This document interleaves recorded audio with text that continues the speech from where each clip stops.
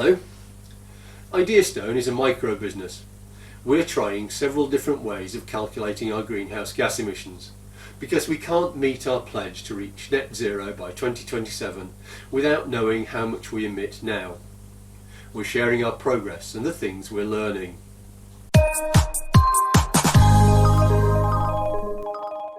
We've tried using several off-the-shelf calculators to determine our greenhouse gas emissions, and we've come up with some varied results. For comparison, we wanted to go back to first principles and apply the government's published greenhouse gas conversion factors to our activities. This is about our findings. We found the spreadsheet for calculating our emissions at the web address we've set out below. We opted for the Conversion Factors 2021 condensed set. This link allowed us to download a spreadsheet which contained the warning that we should first read the government's environmental reporting guidelines. There was a hyperlink to these guidelines which turned out to be a 152-page document about the streamlined energy and carbon reporting regulations. These regulations apply to quoted companies, large unquoted companies and limited liability partnerships. We don't fit this description, so we didn't spend too long reading these. We did, however, read the different levels of instruction on how to use a spreadsheet. There were several categories that weren't applicable to our business. We're a very small service business, and although the spreadsheet provides conversion factors for all the different greenhouse gases covered by the Kyoto Protocol, we don't emit most of them. We don't directly use any fuels other than natural gas. We don't use refrigerants, and we're not involved in manufacturing. Despite the spreadsheet's apparent complexity, all that's required is to find the conversion factor relating to the business activity and to multiply it by the quantity of the material used in the business. For each category of emissions relevant to our business, we selected the conversion factor to calculate kilograms of carbon dioxide equivalent. I'll give you an example of how this is done.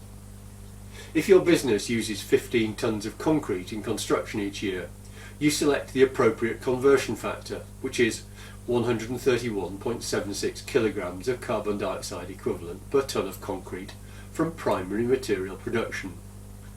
This is then multiplied by the 15 tonnes of concrete used to get an emission of 1,976.4 kilograms, or 1.98 tonnes, of carbon dioxide equivalent for the year. We don't use concrete in our business, but I hope this illustrates how the calculation is done. We'd already done much of the work necessary to identify, for example, the amount of energy we use in the business, our material use and our business travel. It was a relatively simple set of calculations to use this base data to convert to kilograms of carbon dioxide equivalent. There were, however, a couple of areas that we hadn't previously considered. The first of these was water supply and the emissions associated with both the initial supply and the treatment of wastewater. Our office doesn't have a direct water supply, but using the same rationale as we used when calculating the energy use of our business, we calculated that we use 6.33 cubic metres of water per year in the business, and that the same quantity of water is then discarded for treatment. This equated to a total of 2.66 kilograms of carbon dioxide equivalent. The other area was the impact of our cloud storage. After undertaking some research, we identified that cloud storage consumes around 5 kilowatt hours of electricity for each gigabyte of storage. At the end of the financial year, we were storing 21.69 gigabytes of data on the cloud, which becomes just over 23 kilograms of carbon dioxide equivalent. But the electricity we use in the house and in the business is supplied to us by Ecotricity, who generate only from renewable sources. We can take this element out of our calculations, which means that, going back to first principles and applying the government's greenhouse gas conversion factors to our base data, we reach the conclusion that our emissions are just over 350 kilograms of carbon dioxide equivalent. We'll share the detail of our calculation with participants in our Net Zero course, but interestingly, this is significantly less than half the 1.1 tonnes of carbon dioxide equivalent we calculated using Normative's carbon calculator. Using this method, our Scope 1 emissions total just over 237 kilograms of carbon dioxide equivalent.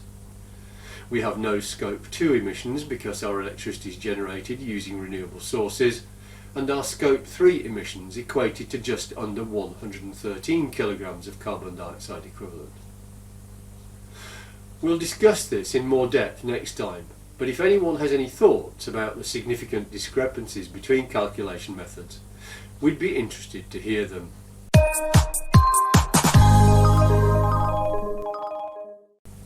That's all for now, but if you're interested in what we're doing and want to keep up to date with our progress, please subscribe to our channel. You can also follow us on LinkedIn and Twitter. And we have several online learning courses on Udemy and Allison. You can find these by following the links from our website.